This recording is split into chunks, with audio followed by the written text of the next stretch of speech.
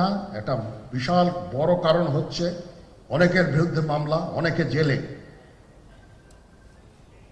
RAB, পিজিবি, DGFI, NSI panic,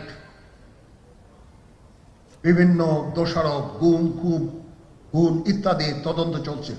অবশ্যই তদন্ত হবে, দোষীদের বিচারের আওতায় আনতে হবে, এমনভাবে কাজটা করতে হবে যেন এই অর্গানাইজেশনগুলো আন্ডারমাইন না হয়।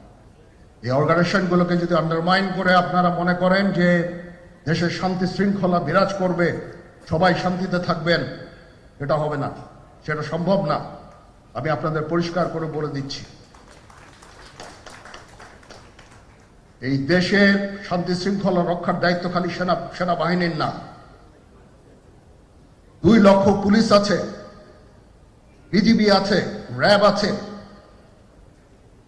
আনসার বিডিপি আছে, আমার আছে হচ্ছে 30,000 সৈন্য। এদেরকে আমি এই যে একটা বিরাট ভয়েড, আমি এই 30,000 সৈন্য দিয়ে আমি কিভাবে এটা পূরণ করব? 30,000 থাকে, আবার